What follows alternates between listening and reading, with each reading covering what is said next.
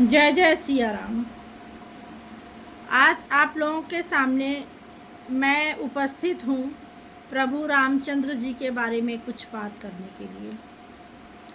कुछ बातें ऐसी जो बहुत दिनों से मन में प्रश्न तो उठ रहा था, लेकिन ऐसा लग रहा था कि ये बात बोलना शायद ठीक नहीं होगा, क्योंकि अनेकों ऐसे विद्वान लोग, ऐसे जो है धर्माचार्य लोग हैं जिन्होंने कभी इस तरह की बात उठाई नहीं। इसलिए मन में थोड़ी आशंका थी कि बोलना ठीक रहेगा कि नहीं रहेगा।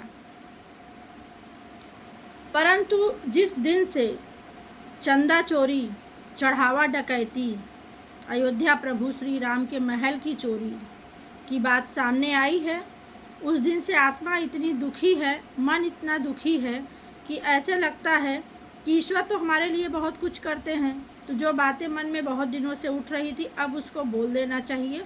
समय आ गया है कि अब सोचने की ज़रूरत नहीं है कि कौन क्या सोचेगा, क्योंकि लोग इतिहास लिखते हैं, हम इतिहास अपने आँखों से देख रहे हैं। हमने वो समय भी देखा जब राम मंदिर बनने के लिए, बाबरी मस्जिद तोड़ने के लिए जो हिंदू मुस्लिम जो आंदोलन देश में हुए, फिर प्रभु रामचंद्र जी के पक्ष में 500 सालों के बाद सुप्रीम कोर्ट का फैसला आया। बड़ी खुशी थी कि प्रभु अब त्रिपाल से उठ के अपने महल में जाएंगे, पर बहुत दुख हुआ उस दिन जब पता चला कि नई मूर्ति बन रही है प्रभु श्री रामचंद्र जी की, वो पूरे काले रंग की है। खुशी इतना ज़्यादा थी कि उस तरफ ज़्यादा ध्यान नहीं गया, लेकिन बार बार मन में ये प्रश्न आता था और मन कचोटता था कि हमारे यहाँ उत्तर भारत में जितने भी भगवान हैं सभी बहुत सुंदर, बड़े खूबसूरत हैं और रंग उनके सांवले सलोने हैं, काले नहीं हैं। सिर्फ शनि देव के रंग काले हैं। इसके पीछे क्या कथा है इसकी मुझे कोई जानकारी नहीं है, पर हम लोग बचपन से यही देखते आ रहे हैं कि साउथ क्षेत्र की जितनी भी मूर्तियां हैं, जितने भी भगवान हैं, उन सबका रंग काला है और बहुत अच्छे सुंदर भी दिखते हैं। लेकिन जब अयोध्या के महल में प्रभु श्री रामचंद्र जी की मूर्ति बनकर आई, मूर्ति में तो बहुत ही तेज, बहुत ही अच्छी, बहुत सुंदर थी, बहुत आकर्षण था, बहुत अच्छा भी लगा। मूर्तिकार के प्रति भी बड़ी श्रद्धा आई। भाई भगवान की मूर्ति बनाए हैं तो इतनी साधारण तो नहीं थी वो, लेकिन बार बार मन में ये प्रश्न आता था कि जो हमारे यहाँ रामचंद्र जी, श्री कृष्ण प्रभु जी सांवले सलोने हैं, उनको काले कलूटे कैसे बना दिया गया।